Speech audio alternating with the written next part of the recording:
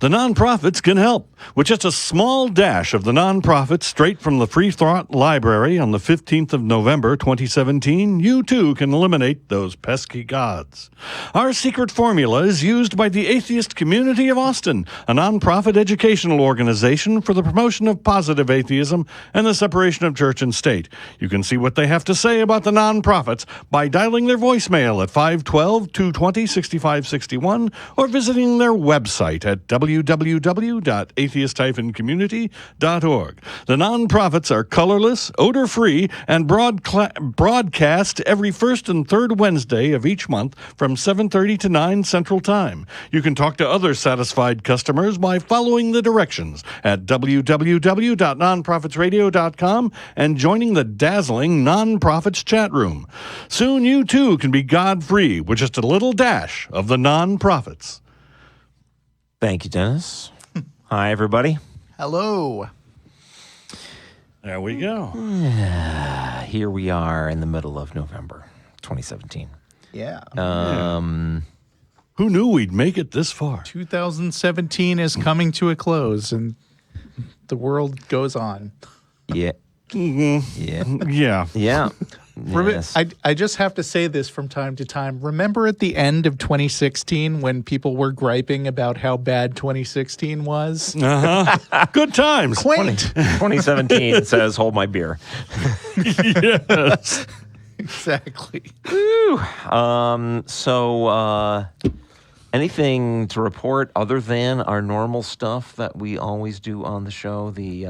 What do we always do on the show? The news and the listener mail and the shit internet apologists say and the question and all that stuff. Not Anything really. Anything else we want to bring to the table? Think of any. We every once in a while do a what are you up to thing. I think it's too soon. Yeah, I got nothing Okay. super All right. interesting. Well, then in that case, news. Okay. There was an election since the last show that we did. In Virginia in particular, there were a lot of changes, but the one I would like to mention specifically is that Danica Rome of Virginia will be the first openly transgender person elected and seated in a U.S. state house. Cool. Virginia's most socially conservative state lawmaker was ousted from office Tuesday by Danica Rome, a Democrat who will be one of the nation's first openly transgender elected officials. Are we to suspect that there are transgender people serving not openly? Because wonder how you do that. Phrasing Possible. the phrasing of that headline. I think they're just keeps the door open, for that covering their possibility. bases Yeah. because Could be. they could sound be. ridiculous if Could it be. turns out later that somebody else was. Yep. I'm saying McConnell. I'm just saying. Really? You're Yeah. going to go for McConnell I'm gonna- over yeah. Lindsey Graham? We shouldn't. No, do this if it kind was of- Lindsay. Yeah. Sorry. Sorry, everyone. It wouldn't be our place to out them No. if they are. This is especially interesting in light of the fact that she just replaced a 13-year incumbent Yes. who called himself Virginia's chief homophobe Yeah. and earlier this year introduced a bathroom bill which died in committee. Yeah. Horrible human being. And there was a great excellent job. Yes, there was a great quote that Danica had when asked what she thought about her defeated opponent, and her response was, Oh, yeah, I heard that. well, Bob is my constituent now, and I don't attack my constituents. Wow. Yeah. Nice. That's class. Yeah. Well, it's also a sick burn looked at in another way, but Yeah. but it's a classy. Can we not look at it as a sick burn, though? Can we instead look at it as, oh, yeah, that's how supposedly our politicians were supposed to have been all along? Yes. Sure. Yes, exactly. Let's keep It's it a sick positive. burn to those who aren't. Just their existence. Well, okay. Well, congratulations. There were a number of... See, now we just got through complaining about this year, but in this very recent election, there were a bunch of positive outcomes results we would consider positive. Not necessarily on partisan grounds, but on the basis of the issues represented by those. Inclusive. I don't have any personal knowledge of Danica Rome's religious plans, affiliation. I don't know that much other than her status as a transgender woman and her party affiliation. But she seems like a very nice lady, And the person that she's replacing seems like a very not lady. nice person. A self-described not nice person. Okay, well, awesome. I have felt worse about this year earlier than I do at the moment. Fight goes on. Paul from, I assume from Australia, writes, oh yes, just heard Jeff mention Master of Orion. That's a computer game. Yes. And I think he would be pleased to know I still play the original game via DOSBox on my Mac, and I wanted to thank him and others for their work, for the many thousands of hours I have wasted on Moo 1. I think the original game was the best. I would be more pleased if I was still getting the royalty I used to get on that game, which I haven't gotten in, over a decade probably. On a related note about the SSM postal survey, same-sex marriage postal survey there in Australia. As of Paul's letters, he says 77% of people have returned the survey. So it will be fun watching the Conservatives, ironically the Liberal Party in Australia, squirm when the yes vote wins, and they are the ones reluctantly forced to pass same-sex marriage, the very definition of Schadenfreude. If I said that right, even. It sounded just fine to me. Okay. Yes, I have more updated news than that in another letter, but it apparently went a way that we would agree with. Yeah.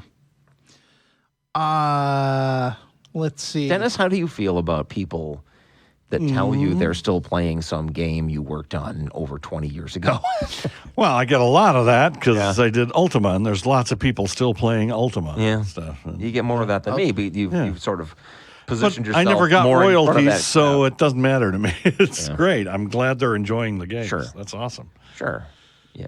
I'm not bitter about it or anything. It's just hard. It's hard to get real excited about it since, that was a long time ago. But they constitute a lot of my Patreon, so it's good. Oh, you have a Patreon, do you? Yes, I do.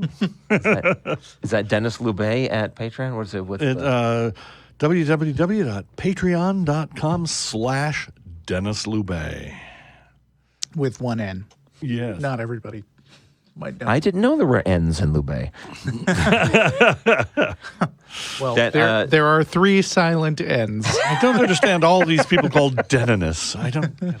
I myself have a Patreon as well. Yeah, We're slipping this in. that's right. Which is Art of Jeff D. Yeah. Patreon. I have no Patreon. You don't? Yeah. Well, you should find something you do that people would pay money for. Didn't you used to? I already do when I go to work. Didn't you kind of regularly used to post blog? I used to post a lot of blogs, yes, and now I don't post a lot. Because you can do blogging that's Patreon supported. I do a lot of stuff, and I don't feel like I want to channel my energy into that right now. I have pretty bad writer's block these days, and a lot of other stuff to do, and I'd like to spend more time gaming. All right. Cool. So, what about more news? All right, so In other political news, and I asked you guys at the top of the show, how much Roy Moore can you stand? Oh, boy, yeah. Today. And as I have done before, I just want to bring users up to, or listeners up to speed with the fact that we've been talking about Roy Moore for a really long time. Yeah.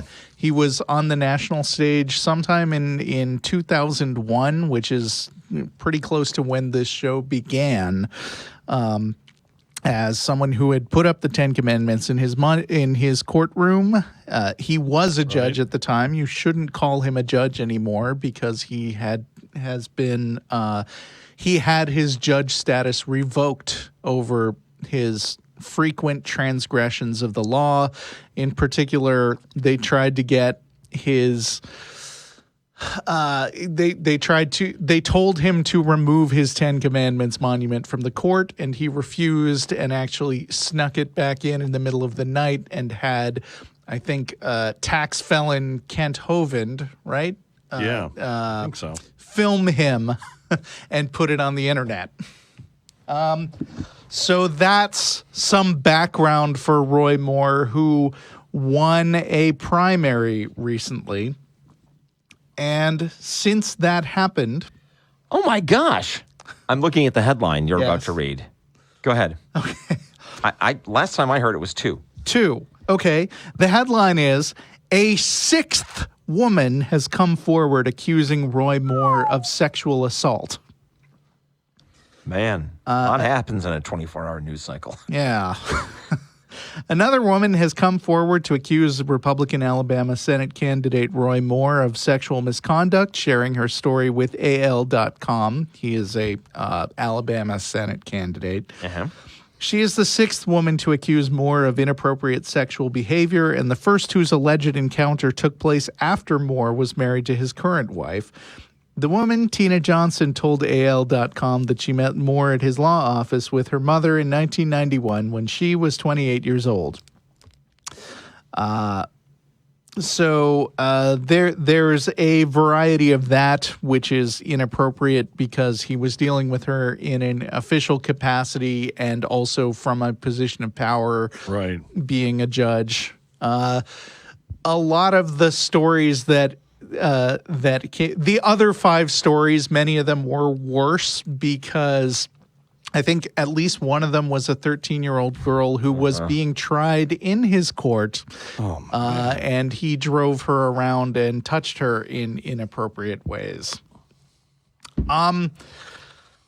So there are a few things that have there are a few related stories that I wanted to talk about. One of them is an article in the LA Times recently by a Catherine Brightbill, who said that Roy Moore's alleged pursuit of a young girl is the symptom of larger problems in evangelical circles. And I don't think any of us have been in hardcore evangelical circles, have we? I mean, have you guys? You mean like No. as church members or something? No. Yeah. No. Never. Right. I mean, your parents are ministers, but If I have Russell, I've blocked it out. okay. So this editorial, she mentions that part of the issue with Roy Moore going after 14-year-old girls is that in the world of evangelicalism, which Moore travels in, and I, Catherine, grew up in, 14-year-old girls courting adult men isn't that uncommon. And I use the phrase 14-year-old girls courting adult men rather than adult men courting 14-year-old girls because evangelicals routinely frame these relationships in those terms. So How convenient. So if I can summarize a little bit, having read this article. Just a piece of advice for her. Don't let the bad guys frame the discussion Don't use the way they present it as yours and then go back and say, oh, I'm only saying it that way because they do. Say it the way that in fact actually is. And then you can go on and point out, well, they say this other crazy thing, but it's this. Right. Well, I agree, but I also agree that their usage of this should be highlighted in some way because, as you guys know, homeschooling is really common in evangelical circles. Yeah, maintain that bubble. And one of the things that evangelical culture does while having basically a monopoly on their kids' attention because they don't let anyone else teach them is that they teach young girls that it's a good idea to get married very early and that their whole purpose in life is to be a good, what's the term, helpmeet to a man. And a lot of very widely publicized success stories among evangelicals are like the story of Matthew and Marantha Chapman, who got married when he was 27 and she was 15.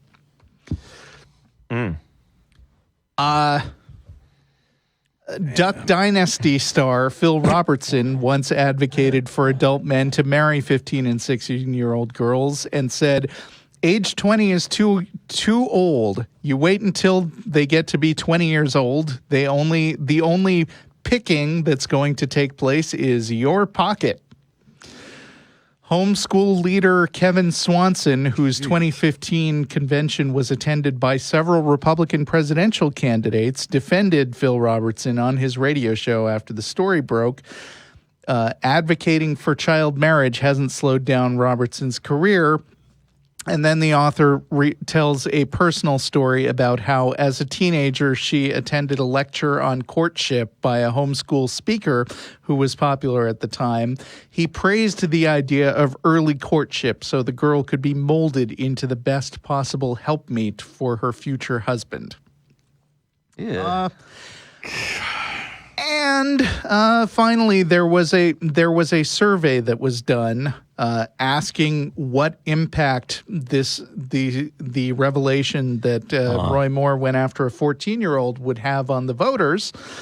29% of Alabamians now say that they are more likely to vote for him as a result of these allegations. Well, or, okay, but what does that mean? Following these allegations. What on earth can that possibly mean? More likely to? I mean, of those people that said they were more likely to, what percentage of them were already going to, but merely saying they're more likely to now because they're all fired up? I mean, how does this exactly? How well does this translate into actual votes? Don't know if I care. I have no idea. The actual breakdown of the question was given. The phrasing was, given the allegations that have come out about Roy Moore's alleged sexual misconduct against 4 underage women, 4 of them were underage out of the 6. Are you more or less likely to support him as a result of these allegations? More likely, 29%, less likely, 38%, and no difference, 33%. So 38% would said less likely. Yeah. So assuming that the concerns I raised earlier are irrelevant, more people, less people are likely to vote for him now than before. Sure, that is what that is. That is this is like one of those statistics, like X percent of people think. What? 100% of people should be less likely to vote for him as a result of that. In the perfect world you would like to live in. But we freak out when we see things like N% of people think that the sun goes around the earth. Right? No. It's terrible. It's terrible, but. I'm interested in the trends and where things are going. And the information here, the takeaway from this is not 29% of people in Alabama are idiots. The takeaway from this is, as a result of this thing, more people than that are less likely to vote for him now. I disagree that that's the most salient point here. I think it is. I think that that a breakdown like this should come as a result of, Roy Moore shoplifted something. Okay, 29% could be more likely for whatever the hell reasons. Yes, I know they you're are. appalled, and that is an appropriate reaction. Right. But what I want to know is he going to freaking win? That is ultimately what I care about, and I am glad to hear that in spite of everybody freaking out, that a certain percentage of Alabamans say they're more likely to vote for him now. More Alabamans than that say they're less likely to vote for him now, which has moved the needle in the direction of him losing. I think your standards are way too low on this sort of story. I mean, my standards? Isn't the important thing whether he wins or not ultimately? Isn't that the important thing for you too? That is an important thing, but I think it's very likely that he's still going to win. I mean, the surveys are showing them still neck and neck. Okay, so what do you recommend to be done? What? As a result of I'm not saying your I recommend takeaway, anything to be done. I'm saying that this is worth noting that people are this deeply buried. Did I say it wasn't worth noting? Well, you said that it wasn't important and misleading, that it said that 29% of voters are more likely to vote for him. That's just a freak show. It's terrible, but that's just pointing fingers and laughing at terrible people. And is that not a lot of what we do on this show?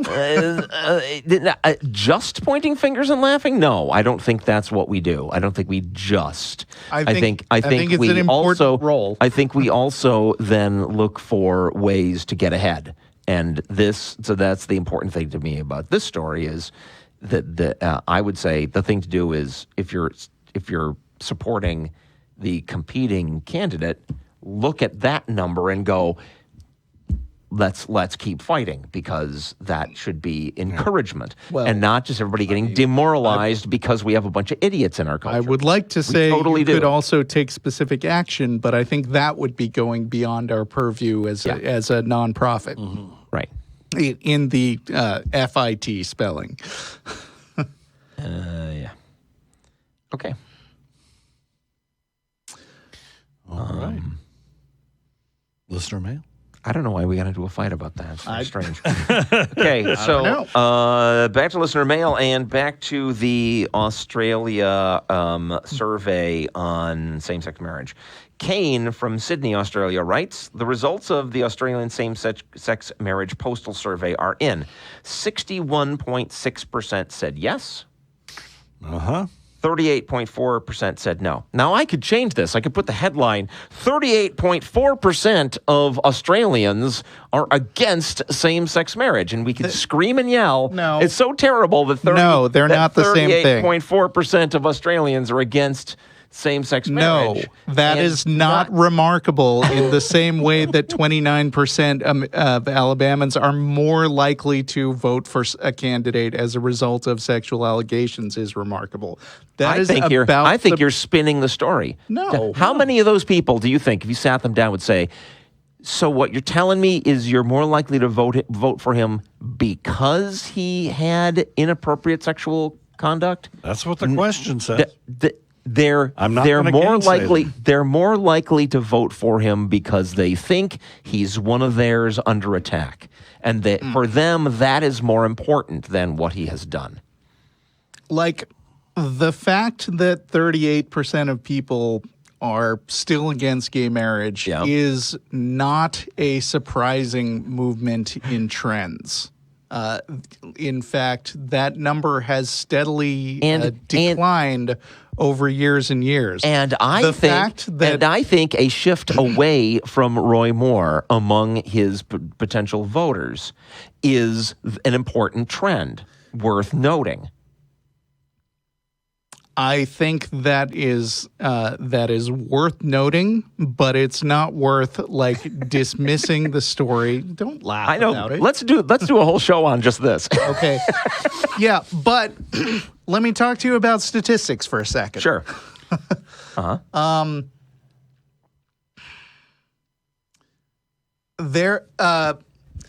We talk a lot about extraordinary claims requiring extraordinary evidence. Yeah. And the point being that there is a distinction between noting that something happened, which is extremely surprising or an extremely outside the norm number.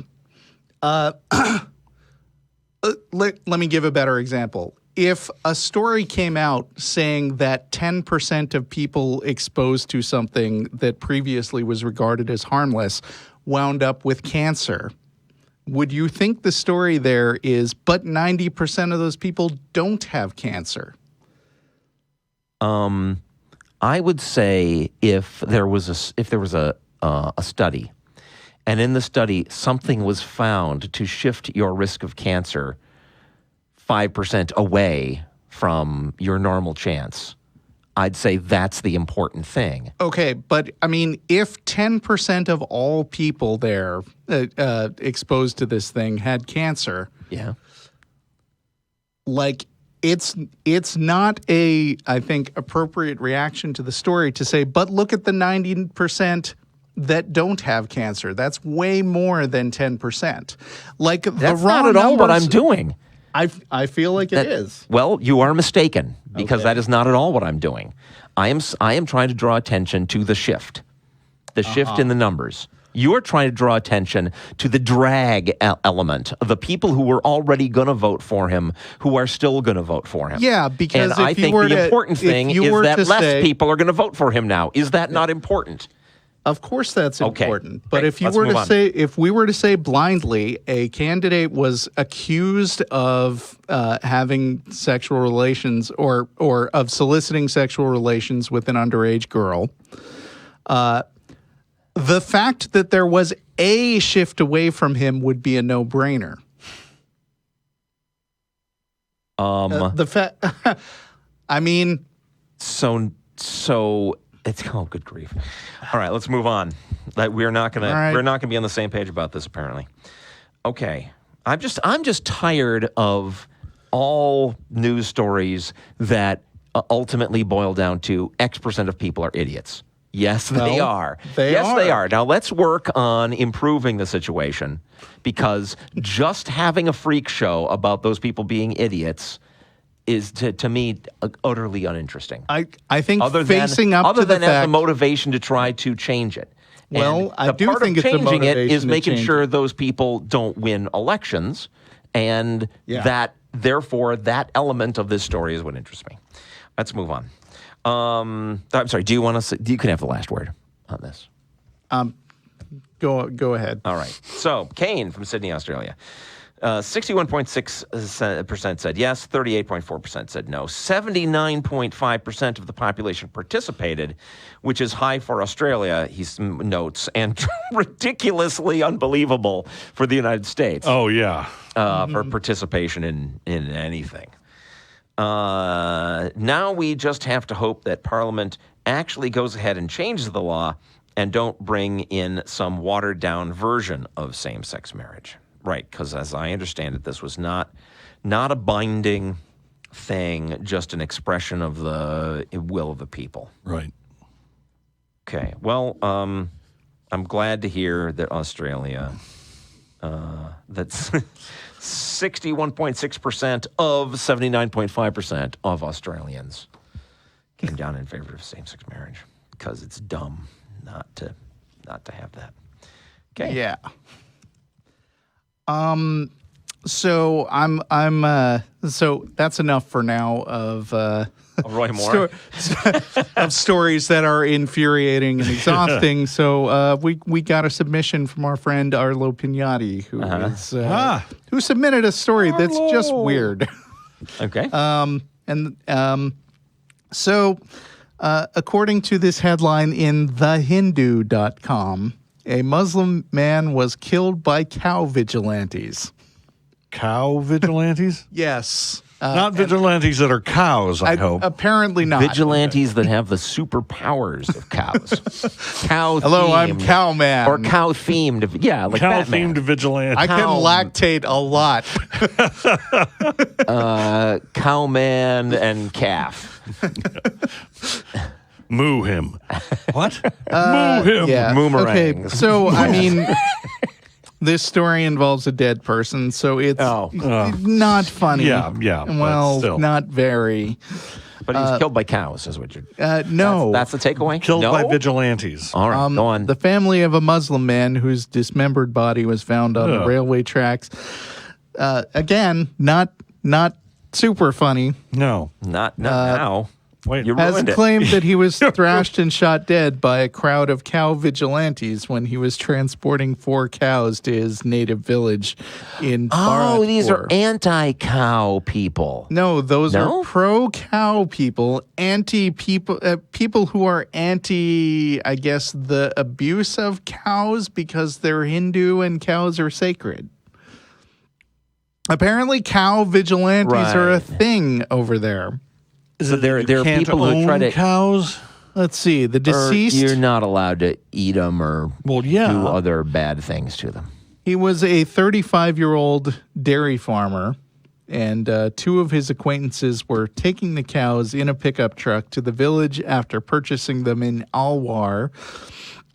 And then they were waylaid at Fahari, where they were assaulted and shot at, and the victim died.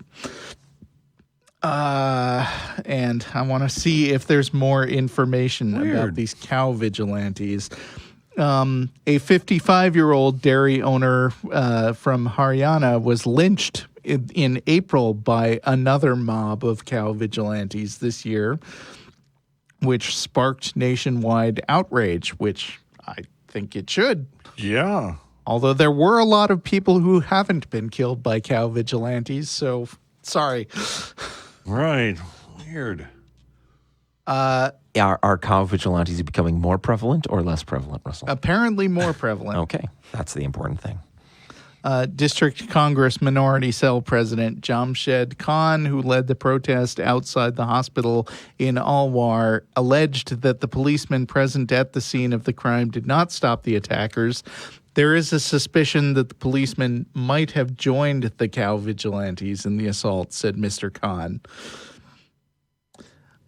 Yeah. So, Wow. That's again, this story, mostly not funny, but no.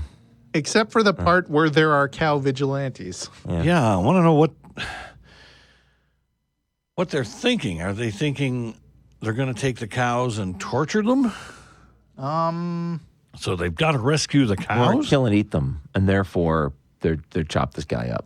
Or milk them? I mean, Yeah, I you're guess looking dairy for- farmers. I think we've learned through long experience not to look too deep for rational motivation and internally consistent logic. Well, thank you for reading us that moving story. Oh, I guess that poor fella finally faced the music. well played. Let me go back to our little argument again. Okay. Here's my issue. Yeah. When I saw headlines about that thing with Roy Moore and the people more likely to vote for him, right?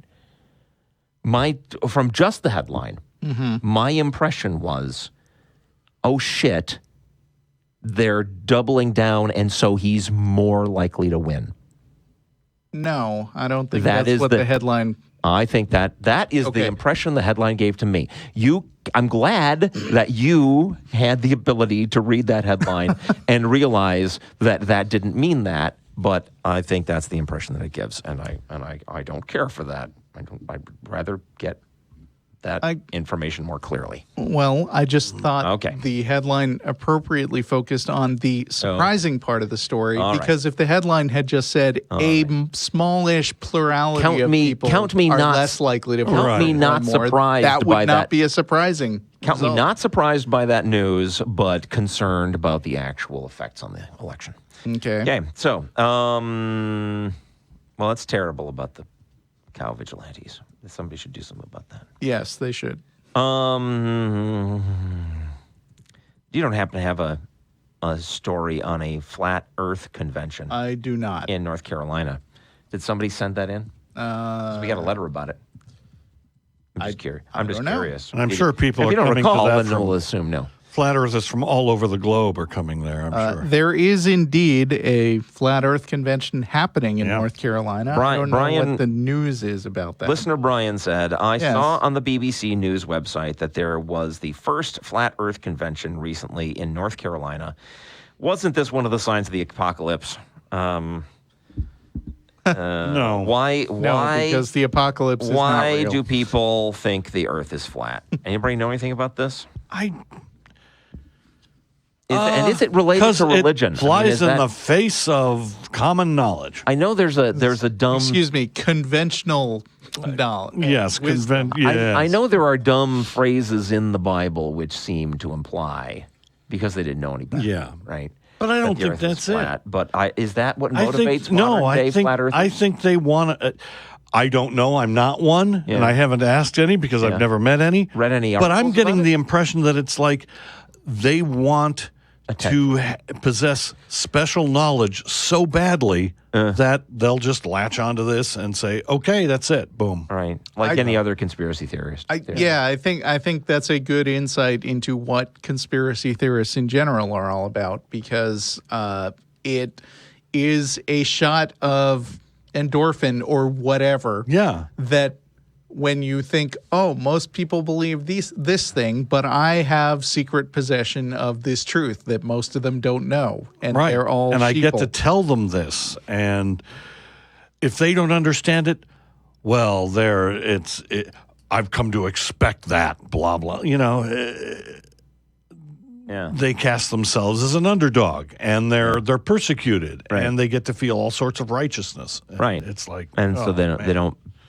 They do things like not believing the reports that Roy Moore molested little girls and just double down. Right. Yeah. That's what they do. Well, I'll tell you what. Or even believing it. I have opened the official Flat Earth Convention webpage and their About page, and I think it is worth saving up for a little later in the show. Okay. Oh, boy. Oh, golly. So, all right.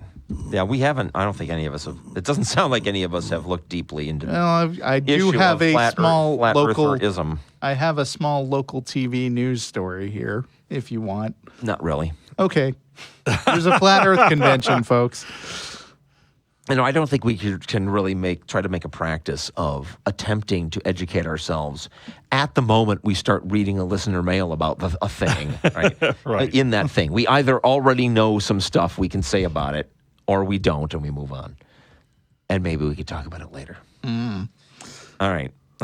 So can I just do a different listener mail then? Considering Is that one already over? Or? Yeah, that's it. All this guy wanted was for us to comment on Be the aware Flat of Earth it. thing. Yeah. And there's nowhere for us to go. We are now aware. May I? Yeah. Okay. In episode 1619, someone asked what people don't pray for. I've never heard of people asking God to change the past. It should be easy for him if he exists outside of time. Perhaps he always grants these requests, which is why we know nothing about them. If he is messing about with the past, then the present must be constantly changing. If I wake up tomorrow in a different house with a different wife and kids, I won't know that anything has changed. Well, that already happened. But as a wise person who I know pointed out that if it was true that God does change the past in response to prayer, then prayerful people who are likely to pray about stuff, and that would include stuff like that, right? They ought to, in general, fare better in life than everyone else, right? Because their lives would have already been modified to their advantage on multiple occasions because of their inevitable prayers about it. And they're not even aware of it. And they wouldn't be aware of it. They would think, "Oh crap, it never works." Right. The only times they'd know about would be the times when the answer was no. Right.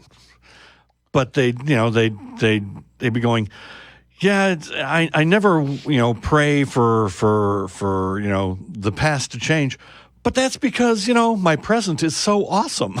It's like it's only awesome because you did pray. We know that's not the case, though. Yeah. I mean, we have the statistics. Yeah. People in the more highly religious areas, in fact, tend to do less well than everyone else. So it does kind of highlight a point about time travel fiction, which is that a lot of it starts from the assumption that the original timeline is the best possible timeline, and any change you make to it will screw everything up, which is a very, I guess, current timeline chauvinistic point of view.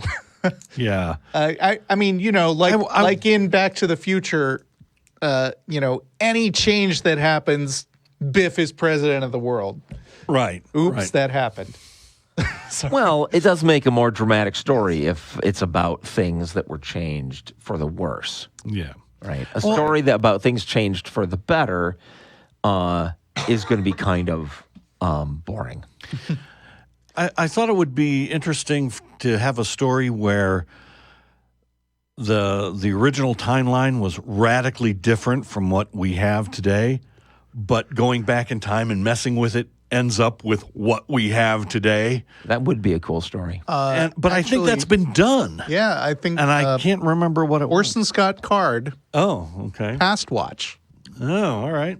Some future people who could observe the past. Yeah. Were like gradually came to the realization that maybe they could fix stuff, and then as they dug further into history, they discovered, oops, somebody already did that, and that's how we got here. And then they go back and that's not visit exactly Columbus. what Dennis was talking about. Well, yeah. Yeah.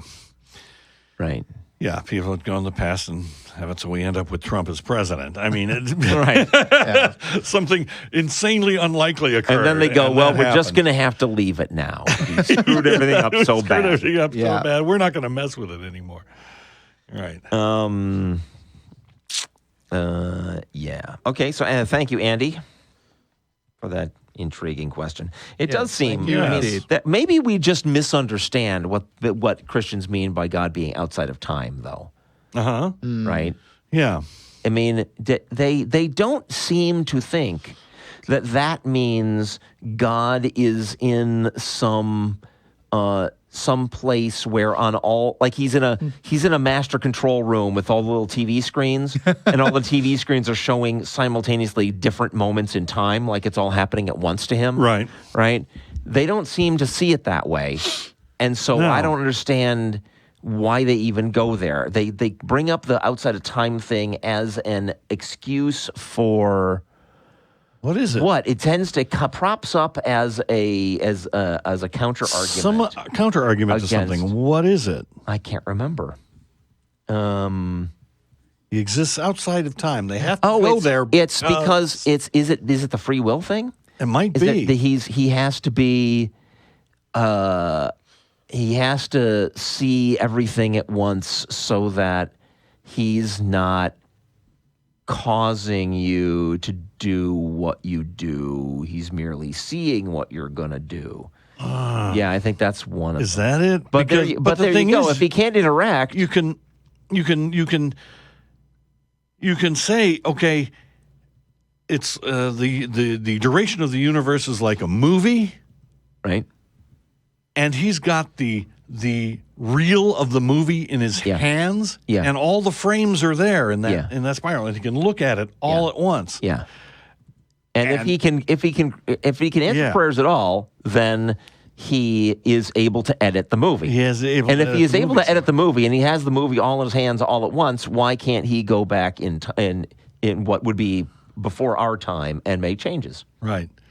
Would it be less doesn't than make any his? sense.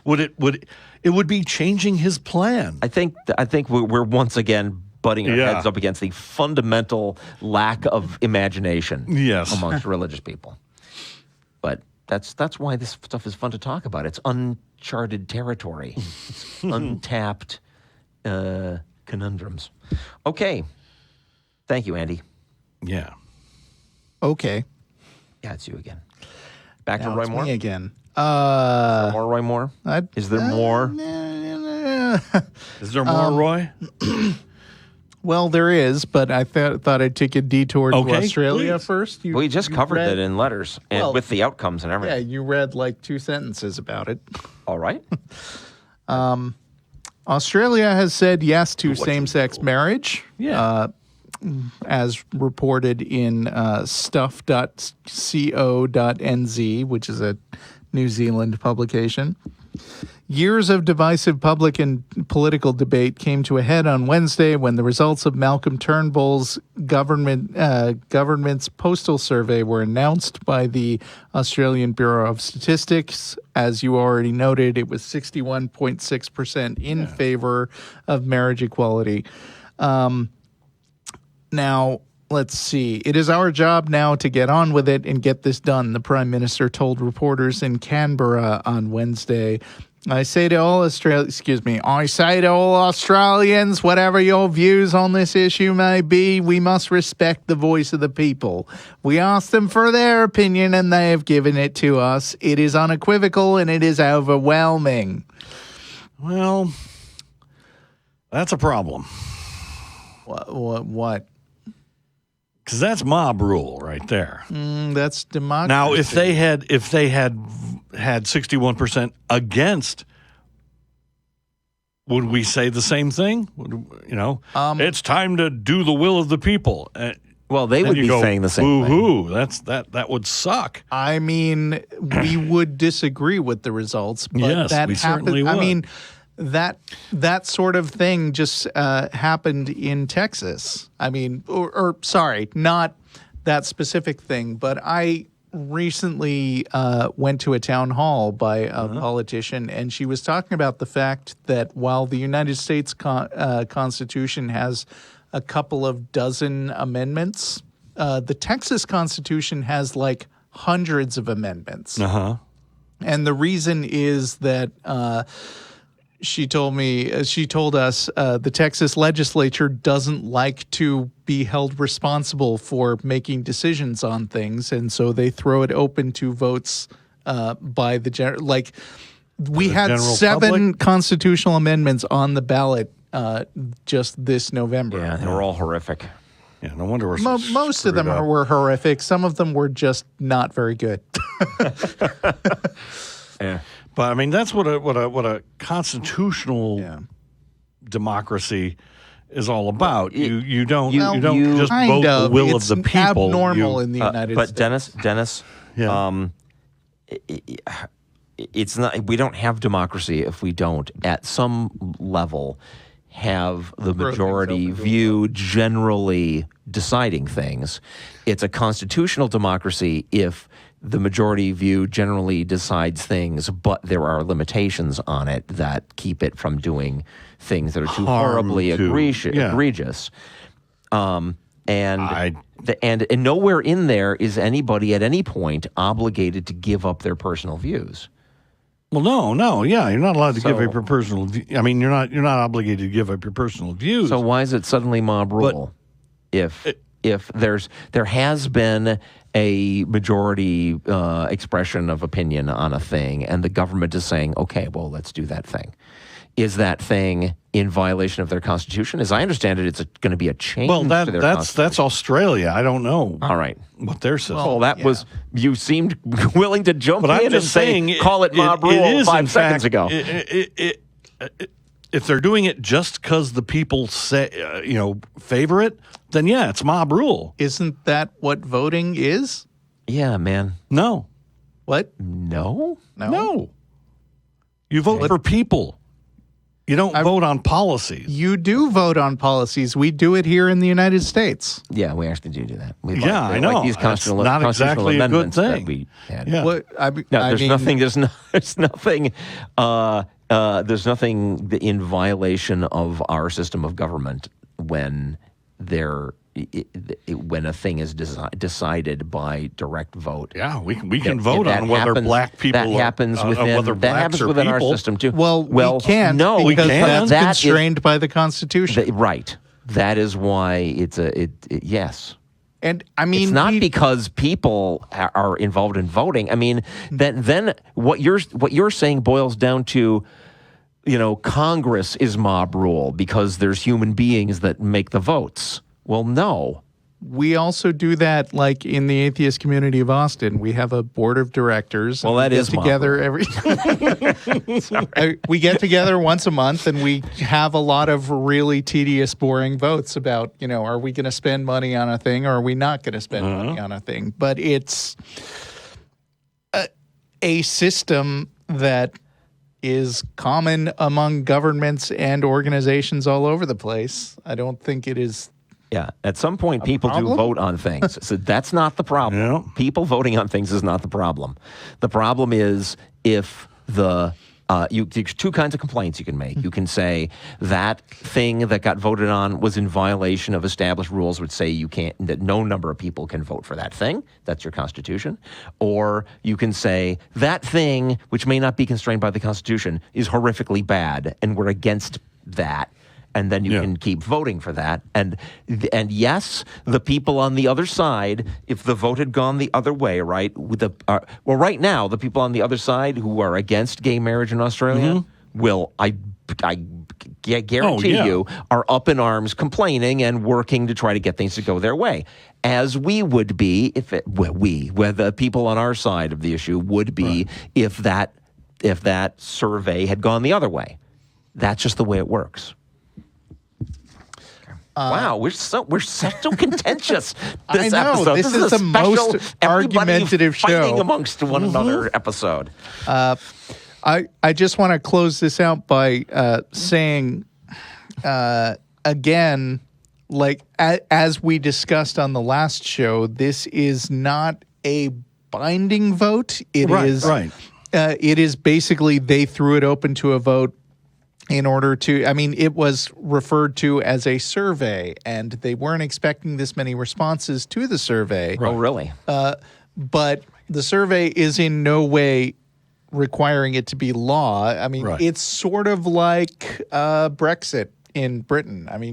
People voted narrowly for Brexit, and it has yet to happen, and a variety of elected officials have shuffled around and tried to get something done. But that's a really complicated thing to try to disentangle a whole country from a network of other countries they've been a part of. Yeah. So hey, who knows? Russell, normally I have my phone in here, and that's how I know when the end of the show is coming up. And I don't have my phone, so that's going to be your responsibility to kind of let us know when it's time to wrap up today, okay? We have 37 minutes. Awesome. Should I go straight into another letter which is guaranteed to lead to some argumentation? Or should I? Why not? Are we just going to lean into the trend today? We're not. Double down. It's not exactly free will. Okay. So there's that. Okay. I'll tell you what. I'll do a fun one first. No, I'll do it. No, this is fine. Really? Fine. Okay, so Bill says, your website appears to be offline. Content appears to be on other pages, so it may be just the homepage. Figured someone would want to know. Well, Bill, I checked. I checked our website using the link you provided conveniently in your email, and the website was up. So presumably somebody was working on it for a few moments. My question is about transhumanism and conversations I've had with others. Okay, just to make it clear, this is not a transhumanism show. Right. I have made some comments about the transhumanist philosophy, which I am in agreement with, but this is not going to be a show about transhumanism. Don't write us a bunch of letters asking us to spend a bunch of time on it.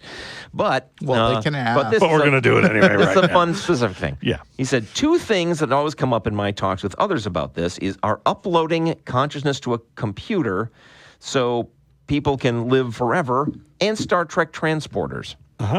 Classic. My argument is no matter how cool each of these technologies is, it's not you anymore, but a facsimile of you at best. Oh. Okay, so here's my response. Then I've had this argument with Linnea a lot. Then we can have this.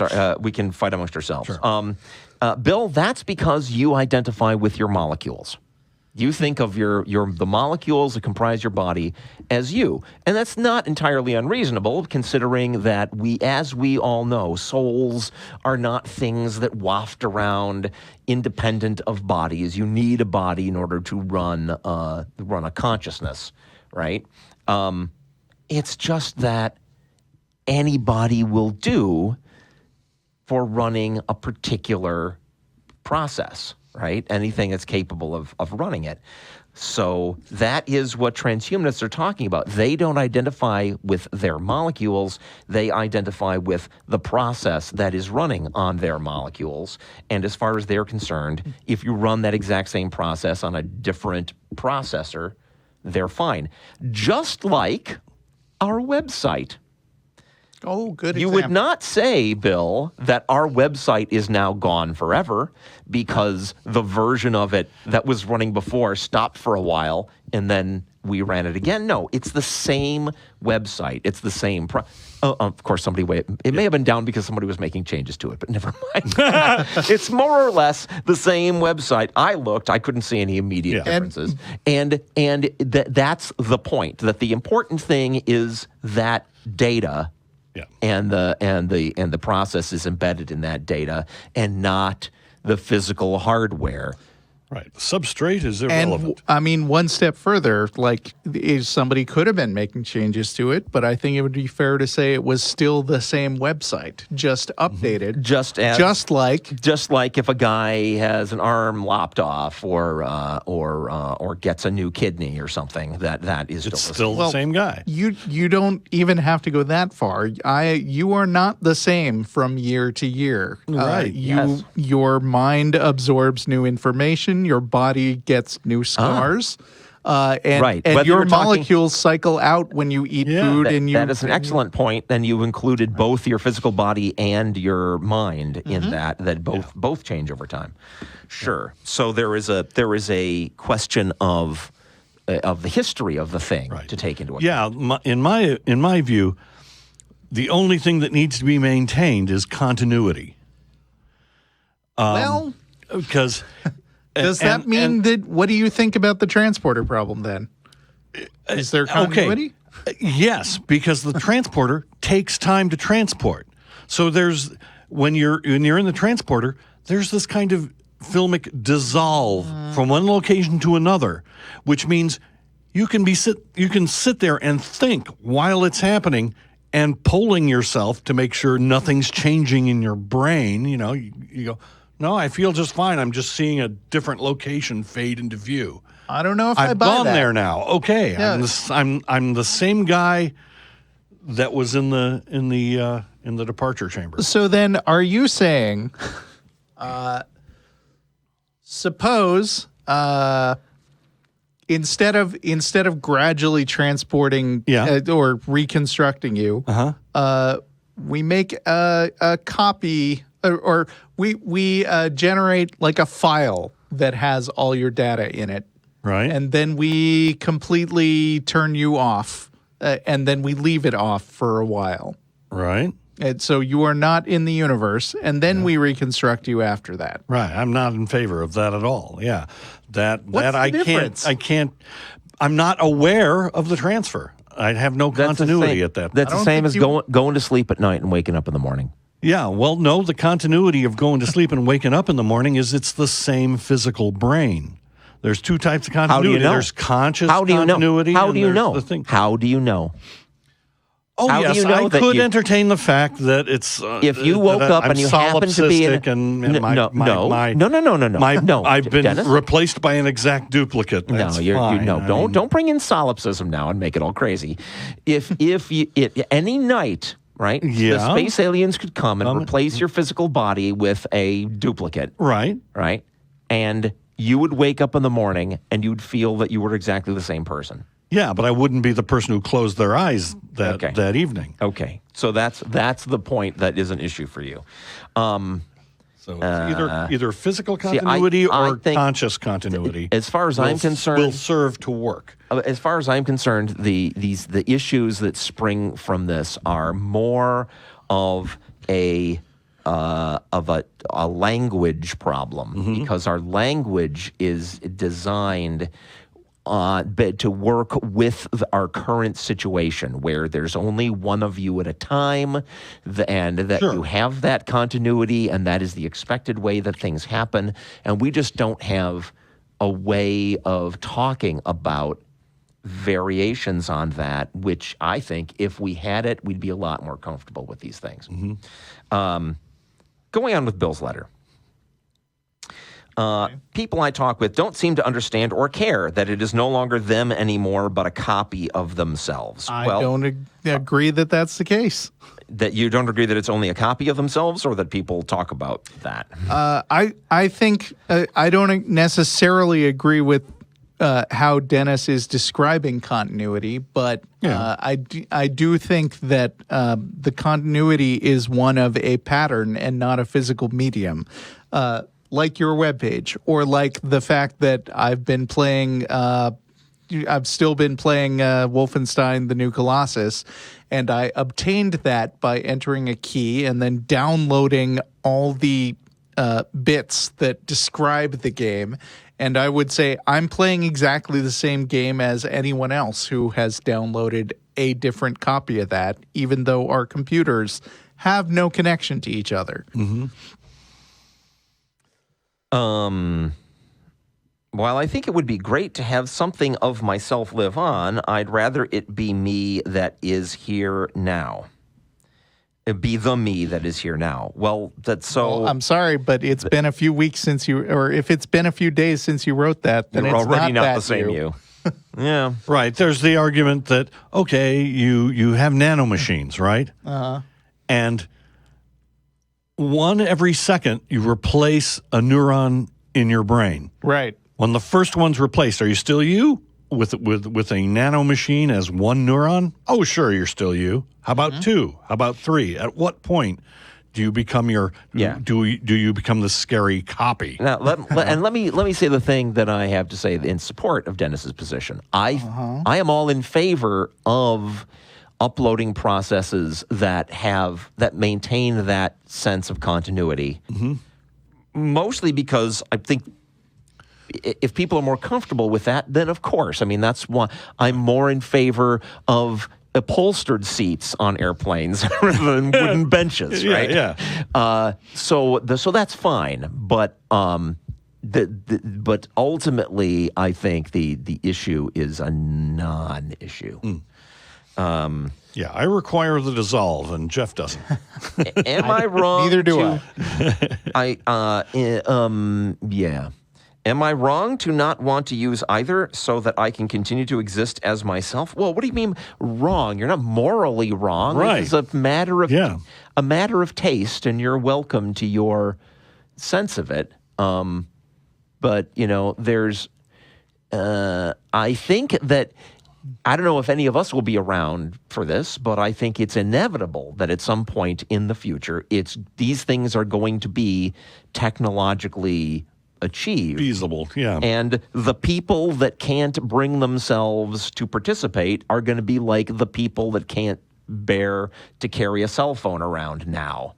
It's like they're welcome to that view and that position. If that's how they want to be, they're welcome to it. But I'm pretty sure I read somewhere that there were people who refused to get in cars because they thought that moving that fast was unnatural and did bad things to your body or something like that. Yeah, it's not new. The fear of the new and the different. And, fear of the new and the different is a very important thing to go through. But at some point, if there's no actual problem there and only one of your expectations and what you're used to, that's really just you holding a line that doesn't mean anything to anyone except yourself. All right. There. Well, we didn't actually have a fight about that. That was good. We did. Dennis and I we just stated our opinions and said, okay. Dennis and I can get a lot deeper in the Star Trek transporter thingy. All right. Is there more news? Or is there something else that might happen? I think it's high time that we had a shit internet apologists say. Jump the gun on that a little bit. Well, you teased him, man. Yeah. You teased him. Well, thanks, guys, for inspiring me to hunt down something flat Earth related.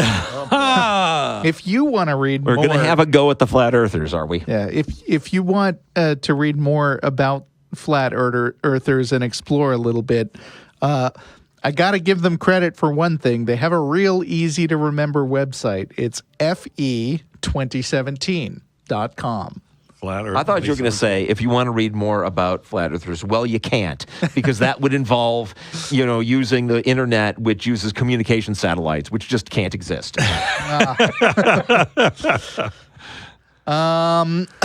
So I needed something meaty to pull up. Okay. And what I eventually landed on after a few link jumps was the Flat Earth Wiki.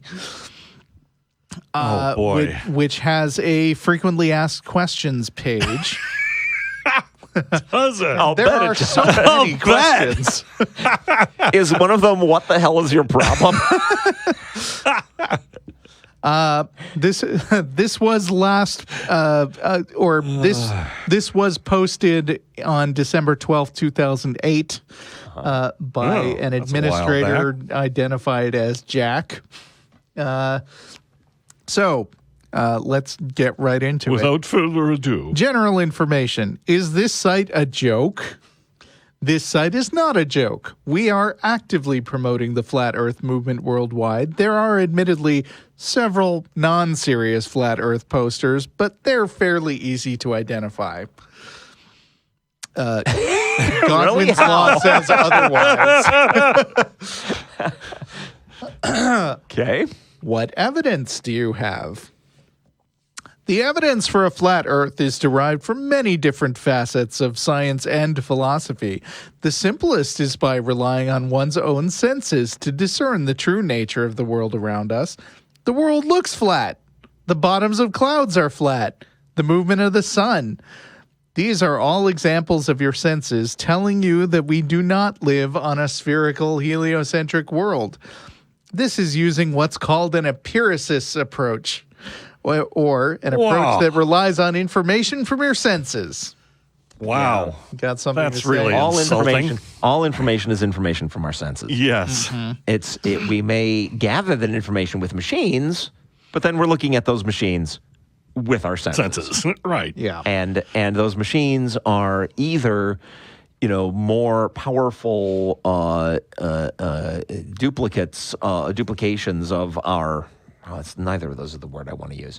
They're either versions of our own senses that we have built as machines, so they could be a lot more powerful, or they are machines we have built that have additional senses, but they work because we understand what we're sensing. We don't have infrared vision, but we can make machines that see in the infrared. Right. For example. Yeah. So, all of it. Perhaps the best example of flat Earth proof is the Bedford Level experiment. In short, this was an experiment performed many times on a 6-mile stretch of water that proved the surface of the water to be flat. It did not conform to the curvature of the Earth that round Earth proponents teach. Ha! Guess what?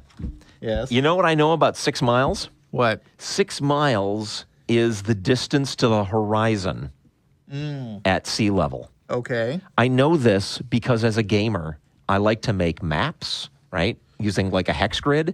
And the optimal size for a hex grid is a 6-mile hex, because you can tell your players when they're in the middle of a hex, right? Tell them what's in the adjacent hexes. The middle of those hexes is at the horizon. I see. And things beyond that they might not see, right? You have a justification for not describing them. Okay. Right. As much. And so to say that specifically that it was a 6-mile stretch of water, specifically to say we didn't make this experiment big enough to detect the curvature of the Earth. Well, the fact that there was a horizon sort of suggests there is a curvature. Well, but specifically this experiment, I don't even know what it is, but presumably it's like you could fire a laser beam. Not that I expect these guys to have a lot of lasers, but if you fired a laser beam from a 1 point to a 0.6 miles away, right? That 0.6 miles away would not be so far down around the curve of the Earth that you have a good chance of your laser being interrupted by the ground That's crazy. or the sea. Yeah. But beyond 6 miles, that will start totally happening. So here's something that the Flat Earth Fact didn't bother to mention. Besides, they had a very smug three-sentence paragraph about how the Bedford Level experiment proves that the Earth is flat. They didn't mention that it was done in 1838. So it wasn't lasers then. No. Frickin' No lasers involved. How was it done? Strings. Some guy in a rowboat. Yeah. And some other guy in a rowboat. With a flag on its mast. Yeah. They rowed. It was two guys in a rowboat rowing slowly apart and looking at each other through telescopes. Now, the Wikipedia article on this mentions that in 1901, somebody tried to reproduce the experiment by putting 3 poles of a fixed height at equal height above water level, and then viewed them through a precision angle, which I suppose may not have been a precision instrument. This was 60 plus years later, and he found that the middle pole was about 3 feet higher than the other poles. But, that's just government. The official government because the poles curve of the Earth. Around the curve of the Earth, you would see a difference. Yes. Right. Oops. Let's see.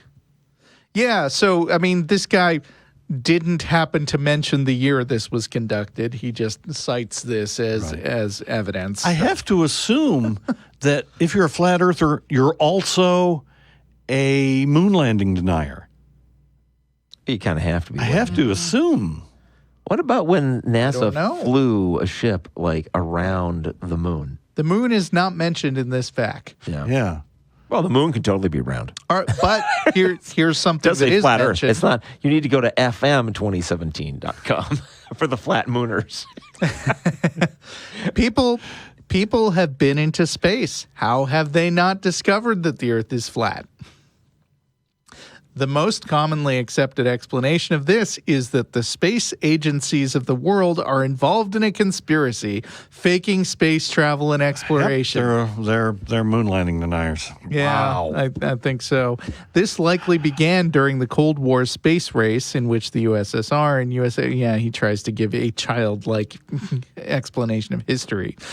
However, since the end of the Cold War, the conspiracy is most likely motivated by greed rather than political gains. Because there's so much money. That's right. There's so much money in the Earth being round. Thus, opening up a tremendous amounts of funds to embezzle, as it only takes a fraction of the total budget to fake space travel. I've figured it out. It is greed. Because money makes the world go round. If there wasn't any money, flat Earth. Nice. But you know what? The flat Earth has to be like your weird weird game maps. What? Where if you go off one edge, you come in on the other. Oh, like a Pac-Man tunnel. Yeah, because if we travel in one direction, we do come back to our starting point. Apparently, you can't do that. Oh, okay. If you talk to the flat earthers, I think they have an explanation that you're not actually doing that. All right. I don't know how, but they must. They have to address that somehow. Yeah. Okay. So was the first circumnavigation of the Earth also a conspiracy? Yeah. That was considerably before. That's a good question. Well, there was already money. I'm going to read through the remaining questions, and you can tell me which ones sound the most worth focusing on. Oh, boy. All right.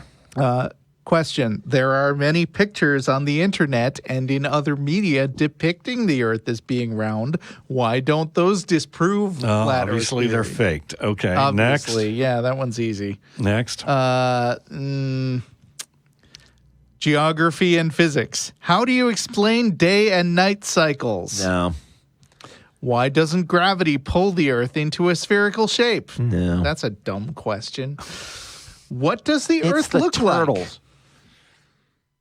like? So their flat Earth is a disk, like Right. this world. And the Antarctic is the outer rim. Yeah. So that's why you can fly around the Earth. You're flying in a circle. It's a like very, it's like you're playing a very- giant record. It's a very, very long, stretched out continent, the Antarctic. Yeah. I don't know. That seems to be most of it. Like Wow. I found a menu taking us to other sections of the site. Why would the center be? Are they saying that the center of the flat Earth is the North Pole? Yeah. Do you want to know more about what the Earth looks like? God. Oh. Why would they have the pole? Wow, the South Pole be the just center? runs all the way around the Earth. It's just how the fuck. It's just convenient, I think, because of where people have traveled. Right. It's convenient to arrange it that way. Okay. They don't have. Then you don't have to They've got deal no with like the imagination. edge where the water flows off, right? Right. And the Antarctic. No. Water doesn't run off. The South Pole is in fact a wall of ice that's impassable, and so it's going all the way around the Earth. Right. And Beyond there's- the ice wall is a topic of Wow. great interest to the Flat Winter's Earth Society, but to our knowledge, no one has been very far past the ice. Clearly, we need a dragon. No, that wait. blows. No one has been very far past the ice wall. If they've been 1 foot past the ice wall, they could see what's out there, but they're not saying. Maybe they started chipping into the ice Yeah, wall, and then maybe. they were like, "Oh, this well, just goes on." Too much work. They can't chip in, Wow. That, Russell. They can't be chipping in, Yeah. because that would be using money. oh. Wow. Boy, they've got an entire imaginary world. Yeah. It's pretty amazing. Okay. Yeah. Oh, okay. I just want to highlight this. Are you sure? The sun acts like okay. So they ask, how do you explain day and night cycles? And as part of their answer, they say the picture below illustrates how the sun moves and also how seasons work on a flat Earth. And then there's an image below which just says, please update your account to enable third-party hosting. For more info, go to photobucket.com. Well done. Very nice. So, yeah, some of their attempts to post pictures are fails. Yes. Gee, really? All right, so I guess that's enough. How are we doing on time? 13 minutes. Wow. More than I thought. Dennis, Yeah. you should go straight into. I have a question Okay. Ask your question. about fear. About fear. Okay, that's Yeah. interesting. I'm afraid of this. Christians fear God? That's what they say. Yes. Do they fear Jesus? Sure. They don't like to talk about it. They're the but same. That's what I thought. Depending on what denomination, the dynamic of how much Jesus and God are the exact same dude varies. So why do they fear God? Because he's so He's powerful. perfect, incorruptible, Powerful. all present. Powerful, and also he'll kill people for no reason. Well, and also, Well, they wouldn't agree with that. It's like, A why do people core fear tenet- Galactus? People in Marvel Comics. Well, Powerful and he kills people for no reason. but he's not. They think that God's judgment is perfect. Yeah. Well, and a core And tenet sometimes- of So why would of they want to be a part of Christianity sometimes is that they are- they're all corrupted and fallen and have Dennis? original Yeah. sin. It has not escaped most Christians that they are not, the richest person in the world. Or the most fortunate person in the world. Yeah. So if God's judgment can be perfect, without that translating to they themselves are going to have a wonderful time. So they can totally be afraid of what shit God's going to pull on them next. Wow. The whole thing of Jesus in So most, but in the formulation of Jesus, that has to be that they think God is a capricious thing. Kinda. And if you read the Old Testament, he's very capricious. Oh, yeah. In the formulation of Christianity I'm most familiar with, the whole Jesus thing is like he's the go-between. Right. Jesus functions as the dude who will listen to you and maybe intercede for you. Right. Right. Or more than that, he'll make sure at least that even if God's plan is for you to, be a quadriplegic in extreme pain for the rest of your life, that then at the end, if you're a good person, you get to go to heaven. Yeah. What? No, once you're in heaven, not if you're a good heaven. person. I learned this from Ray. It depends. It depends what formulation of Christianity. Right. In the formulation I'm used to, they don't scream and yell about acts not translating. The impression I get is that God is the angry father. Yeah. Jesus is the mother whose skirts you scurry behind to protect yourself from the angry father. Right. And once mom has protected you to the point where you've gotten into the heaven, once you're in the heaven, everything will be fine. You're golden at that point. Right. Yeah. Right. Wow. Oh, yeah. I mean, there are formulations of this where God and Satan are the same dude. Yeah. Right? Where all sorts of weird shit. That those versions of the splinters of this religion didn't really survive for the most part. But yeah, I mean, God's vengeful and he's capricious and he wipes out humanity and then says, "Oh, I'm sorry," and makes a rainbow and all this. And somehow vengeful capriciousness is perfect. Yeah. Yes. Okay, I can't wrap my head around that. Repeat after me. Might makes right. Right. Might makes right. The whole thing is just a complete submission to power. To the inevitable, which I'm actually in favor of a certain amount of submission to the inevitable. There's no point racking your guts over things you can't do anything about. But they personify it. Yeah. And then they worship it, which is where it goes completely off the rails. Right. Okay. Yeah, is that it? That's crazy. Yeah. Okay. Yeah. And Holy Ghost, don't even ask me. I don't know how that fits in. Russell, do you have any idea where Holy Ghost fits in on all this stuff? Why they even need one? Because to me, as I understand Christianity, God and Jesus do all the heavy lifting. Yeah. What is the function of the Holy Ghost? Not a clue. Why don't you make that a question for later? And then we'll answer. Okay. We don't know. That's an easy one. Don't know. All right.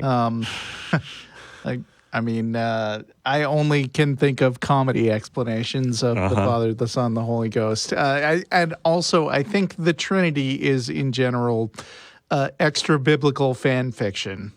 I don't think it's well established in the source material, but that's true of a lot of things, like hell. All right. So does that answer your question? Yeah. Okay. Yeah. In a horrible manner, yes, it answers my question. We got a bunch of mail, even more than what I've already read, and way more than I was able to bring. Yeah. In response to bits we did in the last couple of episodes, and I'll try to get as much of this as I can. We got a lot of response to our long riff on massless ghosts. Oh, right. Yes. And some of them, which I didn't bring, were correcting us on our physics. Okay. So please, nobody think that you're getting a qualified physics lesson from what we say here. From us. No. But I thought I would bring instead the ones that kind of take this in amusing new directions. So Derek writes, listening to the discussion of the massless ghosts in the last episode, I wondered how ghosts would be visible in the first place if there was no stuff there to reflect any light back to the observer. Right. I guess I don't see any way that's possible unless they emit their own light. But if they emit their own light, aren't they creating new mass or energy or whatever, violating thermodynamics? Light is massless, isn't it? I mean, photons... Yeah. So they could be just made. But I don't think you can create photons out of nothing. Photons do contain energy. I and photons. have When you This see is where we light, get into quantum Yeah. mechanics or Yeah. something. but when you see light, it's because of the photons that are coming at you. Right. It's not a lump of photons over there Right. Then we're looking at emitting photons. it. Right. If they were emitting photons, they'd be adding Right. photons to the universe or energy or something. Thank you, Derek. And he says, "I've That's now cool. thought about this way too much." Well, I want to take Not this as much, opportunity. I just want to take this opportunity, Derek, to tip the hat to Rosalie in Cleveland, who, Derek, you wrote us a short paragraph, about 8 lines. Okay, Rosalie wrote us a short novel on the subject of the rights of fetuses. That was fantastic, full of excellent material, and just too long to bring. I'm So sorry. Rosalie, we received both the versions of that you sent to us, and superb. I mean, I could just have read it out loud, and it would have sounded like us 3 batting this idea around. But it was just too much, and I could not bring myself to cut it because all of it worked. All of I it need was to excellent. go back and read this now. Although, So, I wanna- Rosalie, wait. write us some short things. We'll totally read your letters in the end. Before we leave Derek's letter, I want to propose that we have a new tagline for the nonprofits. Yeah? The nonprofits making people think too much about things since 2001. Yeah. And may I Stop continue? trying or to do you have, know Do things. you have more important news to read? Not important news per se. While we're on mentioning things that people sent us that we won't read, I'll give special acknowledgement to my friend Parrish Knight, with whom I stayed briefly in Maryland when I went to the Reason Rally last year, who forwarded a story where the headline is Mexican priest with HIV who raped 30 young girls absolved by church. I'm not going to read the story because we don't have a lot of time, and also ew, and also there's been too much ew on this show But already. what if that headline totally mischaracterizes what they're about to tell you in the story? Doubt it. It happens. It does. What about all the girls that he didn't rape? That's not at all the point. What if it turned out that this absolving actually means something other than we think? I don't know, That but I'm kind of not stuff going to. I'm happens still in not going to headlines read all it. the You time. can't make me. Okay. Richard writes, we meant dissolved. He was dropped in a vat of acid. Oh well, that does change the story. Does change it. a few comments on the November 2 show. Actually, that was the November 1 show. You may have heard it on the 2nd, Richard, or it may have been posted on the 2nd. Who knows? First, on the discussion of spirits, souls, ghosts having no mass. I'm sure many listeners have already responded with the following info. Massless particles travel at the speed of light. Photons and gluons have been detected with the proposed gravitation as not... Photons and gluons have been detected with the proposed gravitation as yet not detected. Therefore, if a ghost is indeed massless and you see it, you won't know where you know it won't be where it appeared to be, as it was moving in your direction at the speed of light, so that you could observe it. Right. It had to have been zipping Generally at you correct, at the speed of light. Also, I was recently in an upscale hotel room and noticed what could be described as an evolutionary response to hide the Bible. We're on the hide the Bible game now. I have favored partially opening the lowest drawer of the dresser and dropping the Bible so that the Bible is under the drawer when closed. Moving the furniture would then reveal the accumulated Bibles. This did not work this time, as the bottom of the dresser had a wooden ledge that caught the Bible, causing it to prevent the drawer from closing. It's getting harder to hide the Bible. I just want to add a comment on that, Richard. That's been going on for quite some time. You will find different attempts at defeating the ability to hide shit in hotel and motel rooms, depending on which place you go and when they got their furniture or where they got it from. It really varies wildly. I'm not sure you have detected a a trend? A trend, but rather encountered another of the great panoply of different situations you will face when playing Hide the Bible. My advice can only be try harder. Finally, the new stereo effect, echo effect for shit internet apologists say totally rocked. Woo. I got two more. Do you have time still? No. We don't have time? I do. Okay. I figure I'll close us out with just a tweet from horrible person Dinesh D'Souza, Oh, boy. Oh, wow. who said, "I was lukewarm on Roy Moore until the last-minute smear. Now we must elect him to show that the Washington Post sleaze attack failed." Yeah, there's an example of a guy who is not voting for, not more excited about him because of the nature of the criticism, but because there was criticism and he assumes that it's biased and wrong. Wow. Ugh. Well, Right, because reasons. Thank you, Dinesh, for coming to my defense at the last minute. hey, you don't get to claim this Illustrating as my point. vindication. I do. I totally do. All right. He didn't actually say the allegations were wrong. He called it a smear, Ooh. which implies heavily that he doesn't think it's true. All right. Dennis, Take us out. please. Take us out. Those annoying gods can come back at any time. That's why there's a non-profit in 3 weeks on the 6th of December. Listen as those non-profits drive those troublesome gods away, leaving a clean, fresh atheism. So remember, when you hear I Am the Satellite by Brian Stieksma, you're on the way to a sparkling non-profits clean.